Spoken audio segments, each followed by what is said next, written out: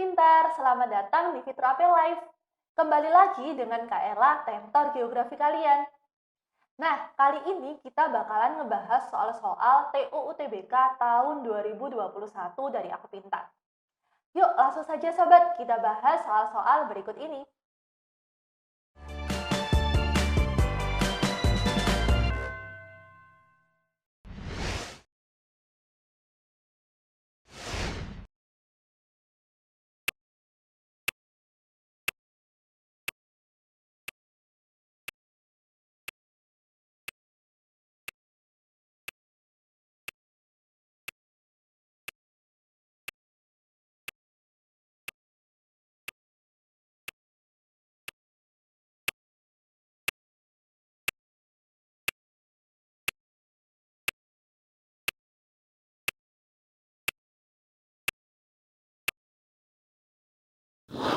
Bagaimana Sobat Pintar? Sudah coba mengerjakan soal ini?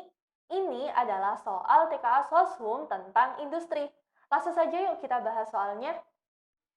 Nah, Sobat, di sini menanyakan mengenai faktor yang perlu diperhatikan dalam penentuan lokasi industri.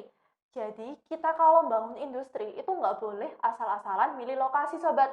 Ada faktor-faktor yang harus diperhatikan agar industri yang kita bangun nantinya bisa berjalan dengan maksimal dan kita bisa memperoleh keuntungan yang maksimal. Nah, faktor apa sih yang harus diperhatikan dalam pembangunan industri?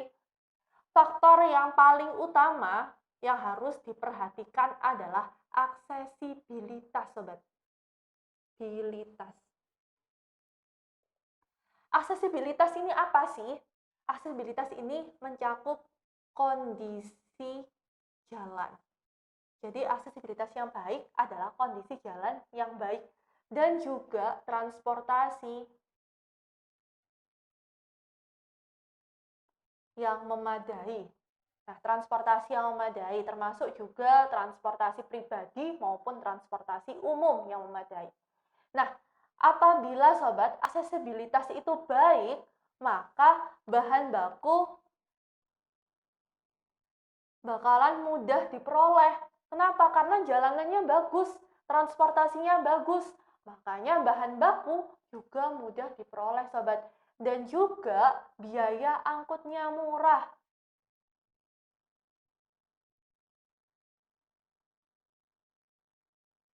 Jadi kalau kondisi jalannya bagus, transportasinya juga memadai, maka biaya angkutnya itu murah, sobat. Beda lagi sama misalkan nih, kondisi jalannya itu rusak-rusak terjal, harus melewati sungai, harus melewati jembatan yang mau roboh. Nah, itu nantinya biaya angkutnya pastinya mahal, sobat. Kemudian kalau aksesibilitasnya bagus, maka mudah untuk memperoleh tenaga kerja, sobat. Jadi tenaga kerja itu pastinya memilih perusahaan-perusahaan atau industri yang jalanannya bagus untuk ke sana. Kemudian transportasinya memadai, transportasinya bisa pilih-pilih, bisa pilih transportasi-transportasi umum. Jadi dilewati oleh transportasi-transportasi umum, sobat, industrinya. Makanya untuk memperoleh tenaga kerja juga sangat mudah. Dan juga meminimalisir biaya ongkos, sobat.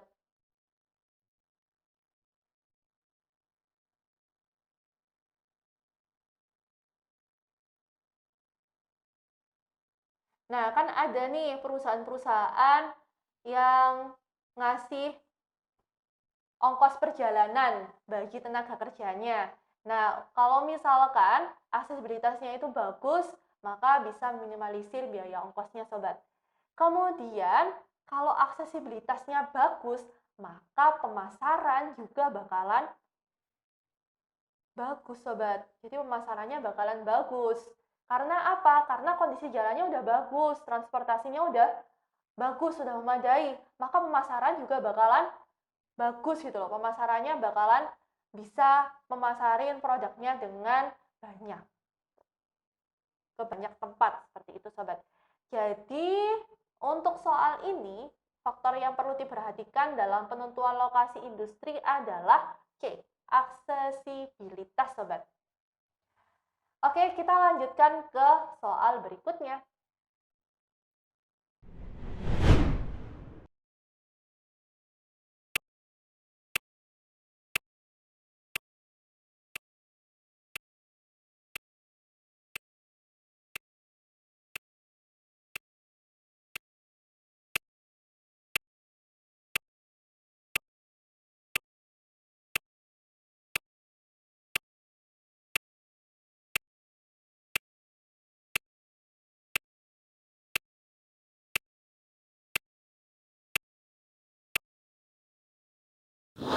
Bagaimana sobat pintar? Sudah coba mengerjakan soal ini?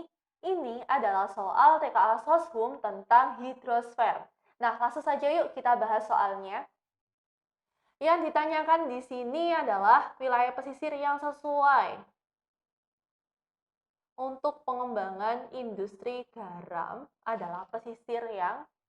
Nah, sobat, kadar garam disebut juga sebagai salinitas. Nah, kadar garam atau salinitas yang ada di pesisir pantai itu dipengaruhi oleh yang pertama adalah penguapan yang tinggi.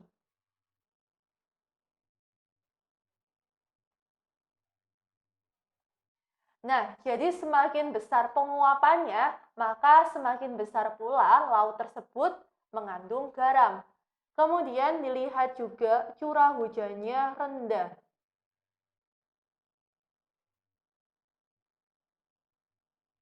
Nah, sobat, misalkan nih, ini adalah laut ya. Laut ini mengandung H2O dan NaCl yang merupakan kandungan garam. Nah, ketika air lautnya menguap, ketika air laut ini menguap, yang menguap ini adalah H2O-nya, airnya. Tapi kadar garamnya itu masih ada di dalam laut. Jadi semakin banyak penguapan, semakin banyak garam.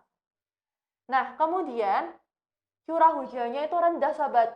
Kalau misalkan nih ya, curah hujannya itu tinggi, maka H2O-nya itu bakalan lebih besar dibandingkan dengan NaCl karena curah hujan ini kan airnya adalah air tawar.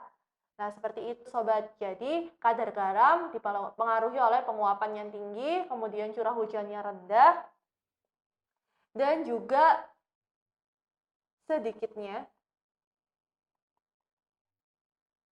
air sungai yang bermuara, sobat.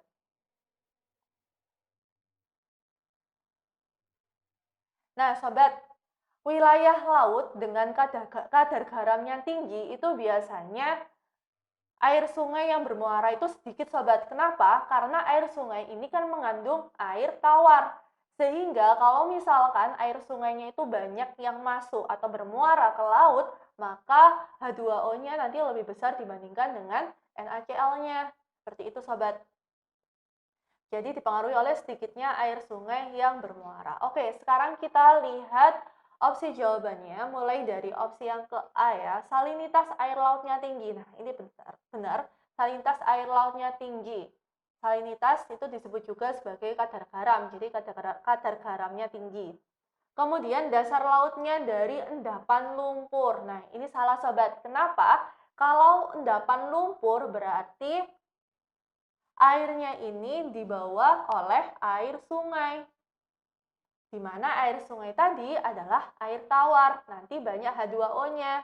Kalau banyak H2O-nya, maka kadar garam bakalan sedikit, sobat. Seperti itu. Jadi A salah. Kemudian B, salinitas air lautnya tinggi. Nah, ini benar. Kemudian dasar batuannya pesisirnya dari endapan lempung.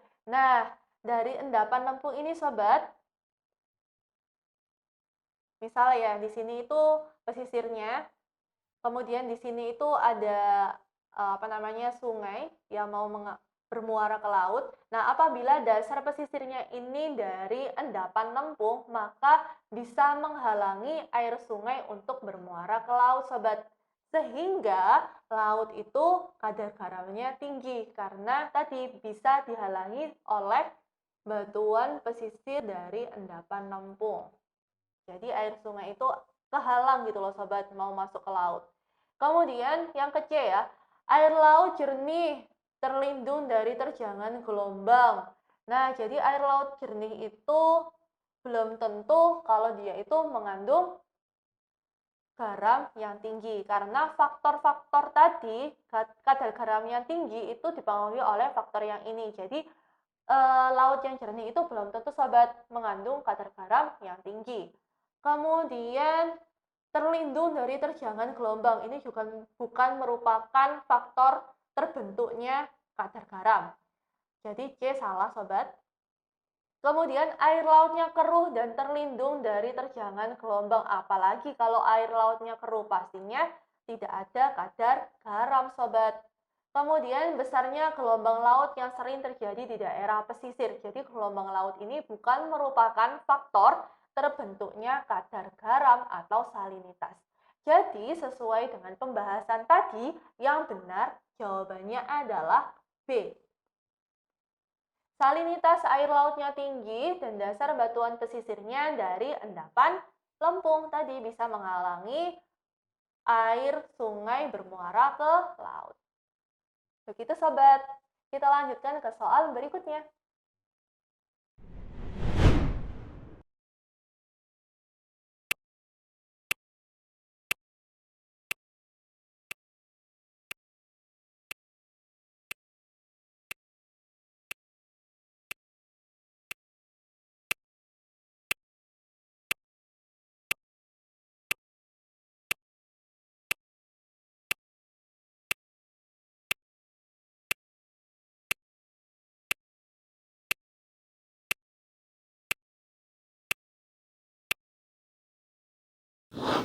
Bagaimana sobat pintar sudah coba mengerjakan soal ini? Ini adalah soal TKA Soshum tentang kependudukan. Nah, langsung saja yuk kita bahas soalnya. Saat terjadi gempa, Pak Edi kehilangan tempat tinggal dan anggota keluarganya sehingga beliau dan beberapa tetangganya dipindahkan ke tempat lain yang aman untuk sementara waktu. Nah, kejadiannya Pak Edi, peristiwanya Pak Edi ini dikenal dengan, nah kita bahas satu persatu opsinya ya sobat ya. Komuter ini adalah ulang-alik, perpindahan ulang-alik. Jadi bolak-balik. Misal, dia ini rumahnya ada di Sidoarjo, kerjanya di Surabaya. Jadi setiap hari dia itu perjalanan ulang-alik. Jadi paginya dia pergi ke Surabaya, kemudian pulang kerja dia pulang lagi ke Sidoarjo. Itu namanya komuter, ulang-alik. Kemudian migrasi. Migrasi ini adalah pindah. Pindah untuk menetap. Misalkan Kak Ella ini rumahnya di Surabaya. Kemudian Kak Ella ini pindah migrasi ke Jogja dan menetap di Jogja. Itu namanya migrasi, sobat. Kemudian urbanisasi. Urbanisasi ini adalah perpindahan penduduk dari desa ke kota. Jadi penduduk dari desa pindah ke kota, entah itu untuk mencari pendidikan, mencari pekerjaan, atau ikut keluarganya, dan lain sebagainya. Banyak sekali alasan-alasan orang-orang dari desa pindah ke kota. Itu namanya urbanisasi. Kemudian ruralisasi. Ruralisasi ini adalah kebalikan dari urbanisasi, yaitu perpindahan penduduk dari kota ke desa. Jadi mungkin nih, dia dulunya orang desa, kemudian pergi ke kota, merantau di kota, sukses, kemudian mungkin pensiun dan dia pengen kembali ke desa lagi. Itu namanya ruralisasi. Kemudian yang E adalah evakuasi. Evakuasi ini adalah pindah ke tempat yang aman untuk sementara waktu karena tempat asal terjadi bencana.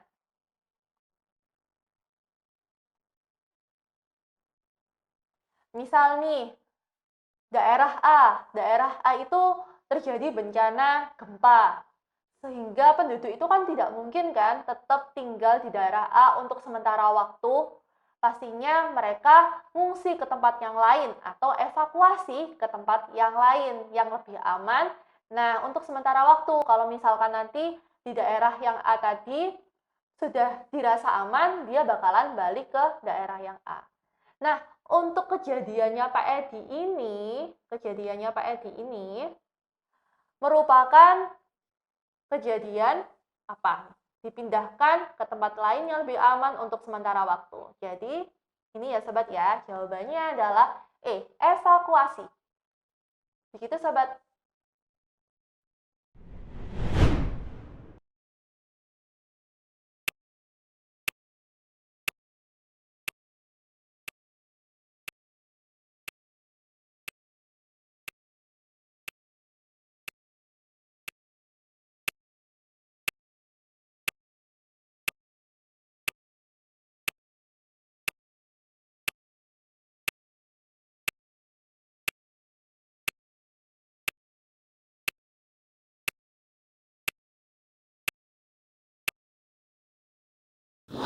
Bagaimana Sobat Pintar sudah coba mengerjakan soal ini?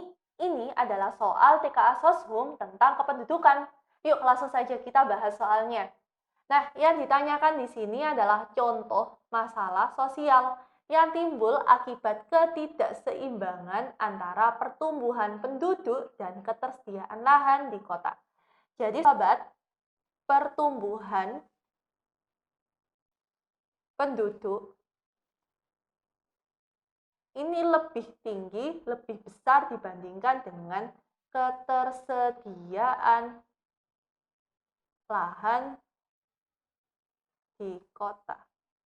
Jadi, banyaknya penduduk yang urbanisasi karena berbagai macam alasan menyebabkan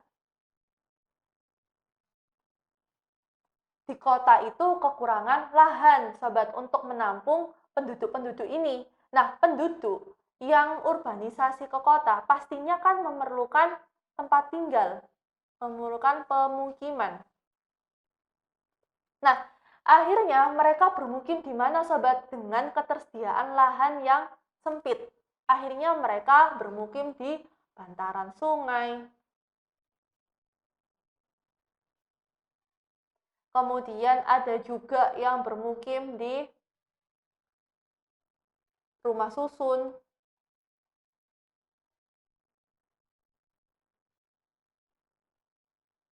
Kemudian di daerah pembuangan sampah, sobat, itu aja yang bermukim di sana.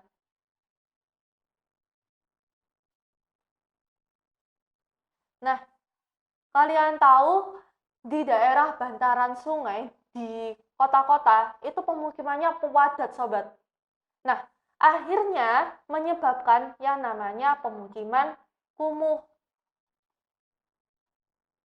Pemukiman kumuh yang tidak layak untuk dihuni.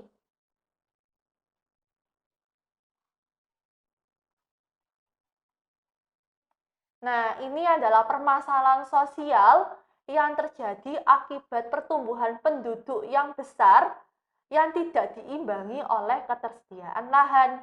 Jadi permasalahannya adalah pemukiman kumuh, sobat. Jadi jawaban dari soal ini adalah C, pemukiman kumuh. Begitu, sobat.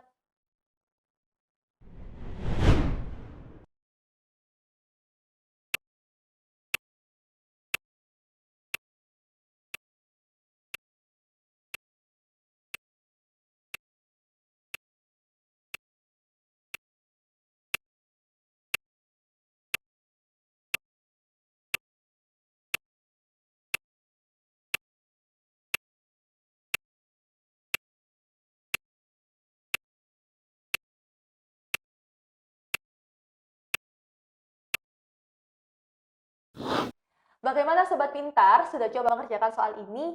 Ini adalah soal TKA Soshum tentang bencana alam dan mitigasi bencana. Oke, langsung saja yuk kita bahas soalnya. Indonesia merupakan negara rawan bencana. Antara lain ada gempa bumi, banjir, dan tanah longsor. Oleh karena itu, pemerintah perlu melakukan yang namanya antisipasi. Tindakan sebelum terjadi bencana adalah jadi tindakan pra-bencana. Tindakan pra-bencana yang harus dilakukan oleh pemerintah yang pertama adalah memetakan daerah-daerah rawan bencana. Jadi dipetakan nih, daerah-daerah yang rawan bencana itu daerah mana saja, agar pemerintah dan masyarakat setempat itu siaga terhadap bencana tersebut. Kemudian yang kedua, memberikan penyuluhan terhadap masyarakat di daerah rawan bencana.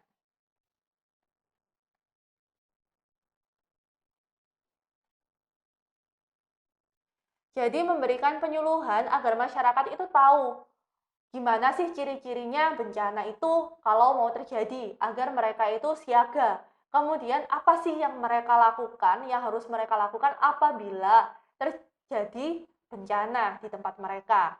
Misalkan nih ketika terjadi gempa bumi, mereka harus ngapain, seperti itu. Kemudian terjadi gunung meletus, misalkan di daerah rawan, ya rawan gunung meletus. Ketika terjadi gunung meletus, mereka harus ngapain, seperti itu. Jadi mereka tahu tindakan yang harus mereka lakukan ketika sebelum terjadi bencana dan ataupun ketika bencana itu terjadi, sobat. Kemudian membangun bangunan anti bencana.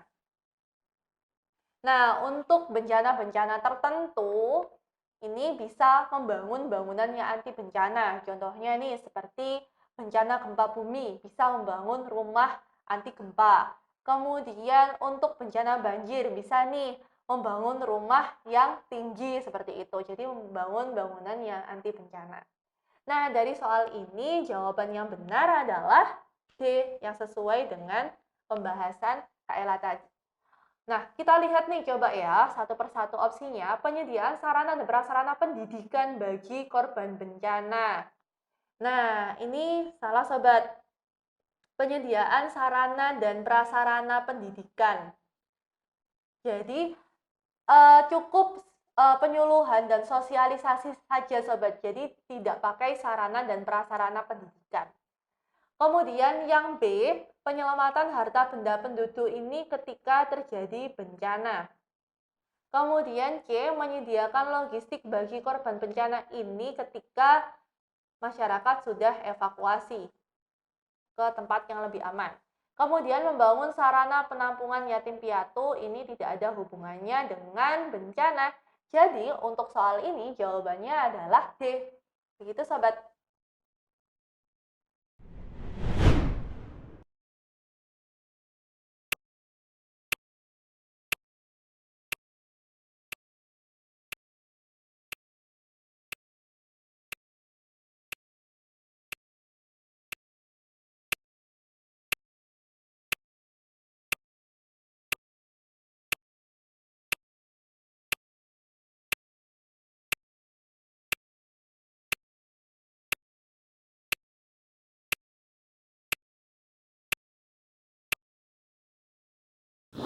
Bagaimana sobat pintar? Sudah coba mengerjakan?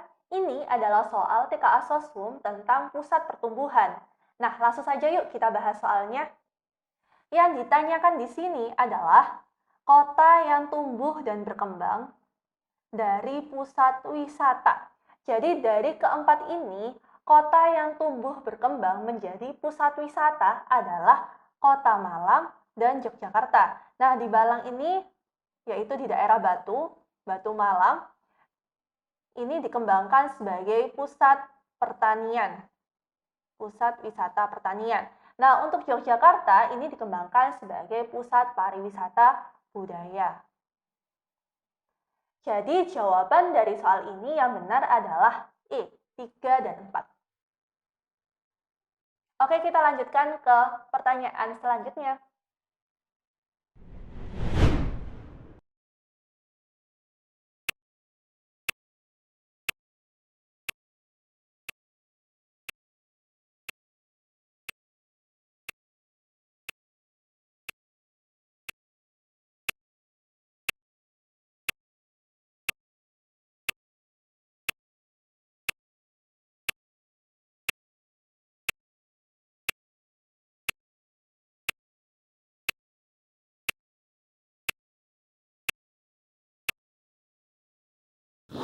Bagaimana sobat pintar? Sudah coba mengerjakan soal ini? Ini adalah soal tipe TKA Sosum tentang negara maju dan berkembang. Yuk langsung saja kita bahas soal berikut ini. Nah, yang ditanyakan di sini adalah Amerika Serikat dan Kanada ini tergolong negara maju karena apa? Nah, untuk penentuan negara maju dan berkembang itu ada indikator-indikatornya, sobat. Jadi sebelumnya kita harus tahu indikator untuk menentukan suatu negara itu masuk dalam negara maju atau negara berkembang. Nah, indikator negara maju dan berkembang adalah yang pertama pendapatan per kapita. Nah, pendapatan per kapita ini menggambarkan mengenai kesejahteraan masyarakatnya.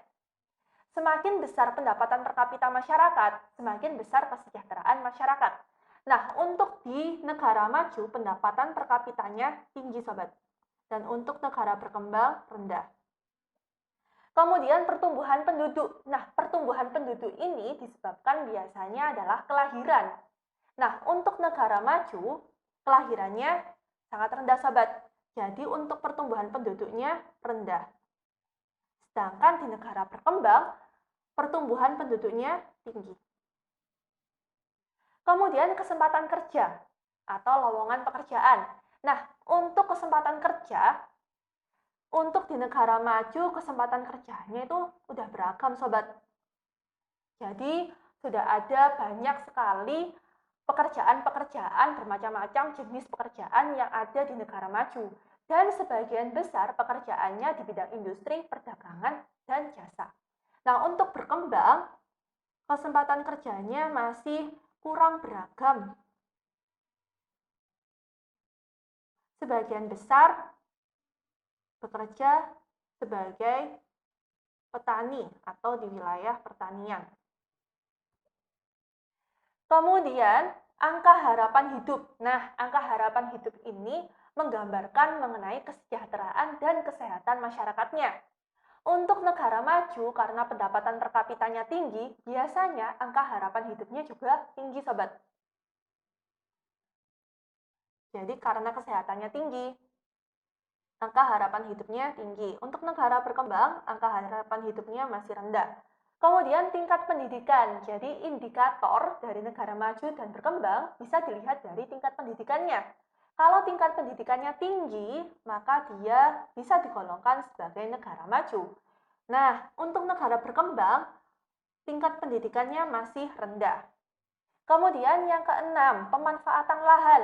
Nah, untuk di negara maju, lahannya digunakan pada bidang industri, perdagangan, dan jasa. Kemudian di negara berkembang, sebagian besar lahannya digunakan untuk lahan pertanian. Nah, kemudian yang ketujuh, penguasaan teknologinya. Untuk di negara maju, penguasaan teknologinya sangat tinggi. Kemudian di negara berkembang masih sangat rendah. Nah, oke, langsung kita kembali lagi ke soalnya tadi yang ditanyakan kenapa kok Amerika Serikat dan Kanada itu digolongkan sebagai negara maju. Nah, oke, kita lihat opsi yang pertama, penguasaan teknologi yang tinggi. Ini ya sobat ya, penguasaan teknologi yang tinggi. Jadi, penguasaan teknologi yang tinggi ini merupakan negara maju. Jadi, ini benar. Kemudian kita lihat yang opsi B, pertumbuhan penduduk yang tinggi. Tadi pertumbuhan penduduk yang tinggi berarti termasuk dalam negara berkembang. Kemajuan dalam bidang industri yang amat pesat. Nah, kemajuan dalam bidang industri yang amat pesat ini karena dipengaruhi oleh faktor penguasaan teknologi yang tinggi. Kemudian kekayaan sumber daya alam yang berlimpah. Ini biasanya kekayaan sumber daya alam berlimpah ini di negara berkembang. Tapi negara maju itu juga ada, sobat. Tapi kekayaan sumber daya alam yang berlimpah ini tidak termasuk dalam indikator untuk menentukan negara maju atau berkembang. Kemudian letak yang strategis pada jalur perdagangan dunia ini juga bukan merupakan indikator untuk menentukan negara maju dan berkembang. Jadi, untuk soal ini jawabannya benar adalah A, penguasaan teknologi yang tinggi. Begitu, sobat.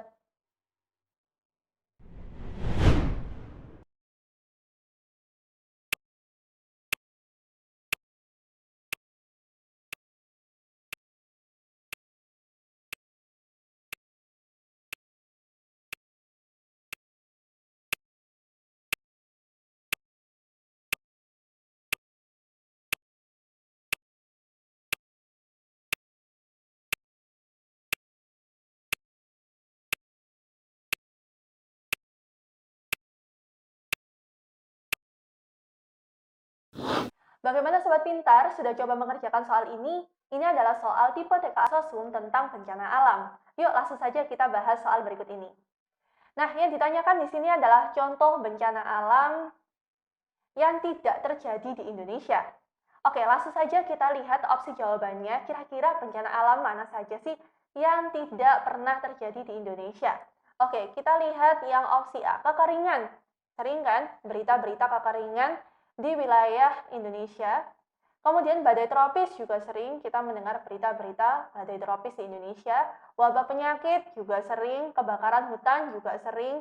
Nah, kalau angin tornado ini, pernah nggak sih kalian dengar Indonesia itu dilanda bencana angin tornado atau angin typhoon? Belum pernah kan? Jadi, bencana alam yang belum pernah terjadi di Indonesia adalah angin tornado. Angin tornado ini terbentuk dari udara panas kemudian bertemu dengan udara dingin. Jadi ada tekanan udara yang ekstrim. Kemudian menimbulkan kondensasi. Kondensasi ini akhirnya uap air menggerakkan energi panas dan energi ini jadilah angin yang kencang atau disebut sebagai angin tornado. Nah, angin tornado ini sobat, angin tornado ini hanya berputar di wilayah bumi bagian utara dan selatan. Angin tornado ini tidak melewati daerah Katulistiwa. Jadi, angin tornado ini bakalan dibelokkan ke bumi bagian utara dan bagian selatan.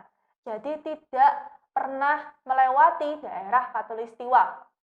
Nah, meskipun angin tornado itu pembentukannya ada di daerah sekitar Indonesia, di daerah sekitar Katulistiwa, tapi angin tornado ini tidak pernah melewati daerah Katulistiwa. Jadi, untuk jawaban dari soal ini yang benar adalah angin tornado, yaitu bencana alam yang tidak pernah terjadi di Indonesia. Begitu, Sobat.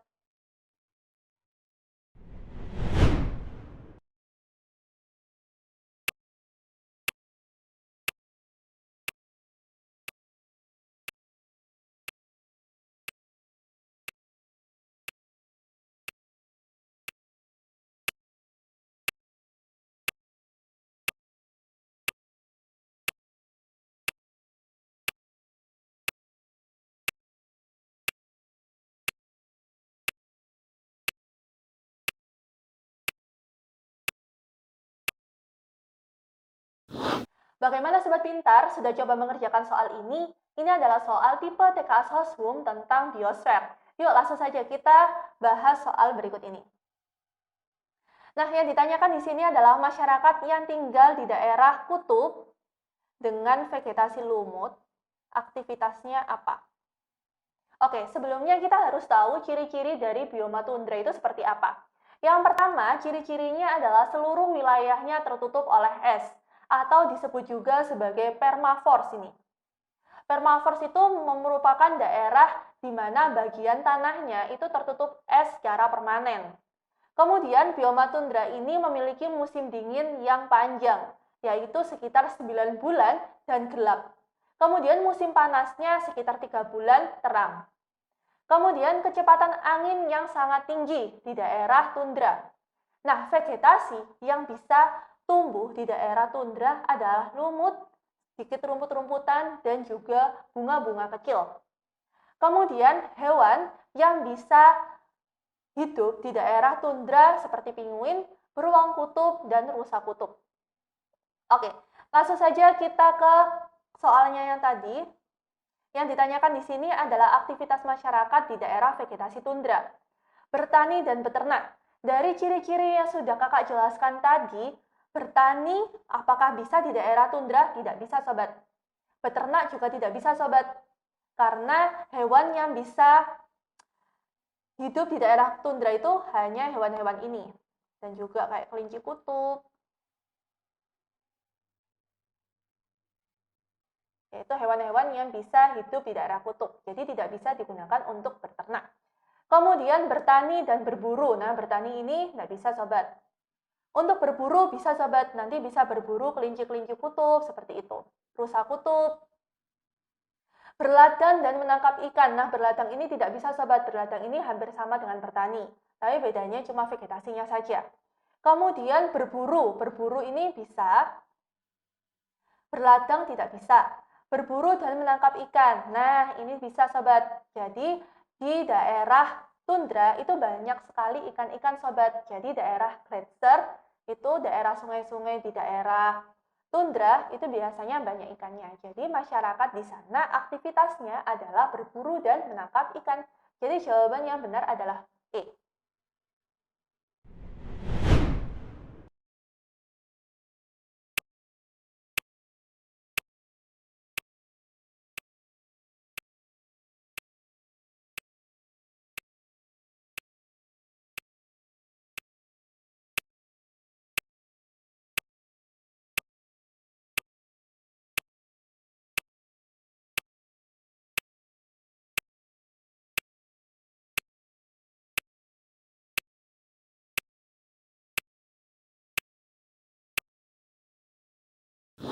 Bagaimana Sobat Pintar sudah coba mengerjakan soal ini? Ini adalah soal tipe TKA Soshum tentang perindustrian. Yuk langsung saja kita bahas soalnya. Nah, yang ditanyakan di sini adalah buah merah kayu putih mahkota dewa digunakan dalam industri apa? Nah, buah merah nih Sobat. Jadi buah merah ini adalah buah-buahan yang berwarna merah. Contohnya seperti wortel, tomat, seperti itu Sobat. Nah, biasanya buah merah ini digunakan sebagai obat kesehatan mata. Kemudian juga bisa digunakan untuk pertumbuhan tulang dan juga menjaga imunitas tubuh. Kemudian kayu putih. Nah, kayu putih ini pastinya di rumah kalian ada kan minyak kayu putih. Nah, kayu putih ini bisa digunakan untuk meredakan masuk angin, bisa digunakan untuk mengatasi pusing, kedinginan, dan lain sebagainya. Kemudian mahkota dewa, Sobat. Mahkota dewa ini bisa digunakan untuk mencegah flu, sakit kepala, dan bisa untuk menstabilkan gula darah. Jadi, ketiga tanaman ini merupakan tanaman herbal.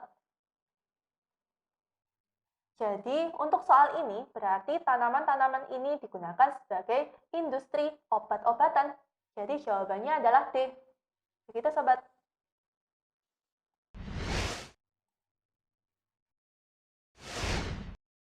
Bagaimana Sobat Pintar pembahasan soal-soal TUU UTBK tahun 2021 yang sudah dibahas oleh Kak Ella tadi? Semoga bisa membantu kalian dalam proses belajar di rumah ya. Saksikan terus kelanjutan video pembahasan soal-soal TUU UTBK tahun 2021 di aplikasi Aku Pintar di fitur AP Live.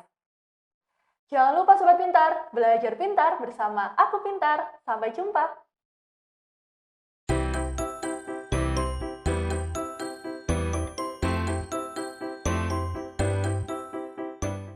Belajar pintar bersama Aku Pintar.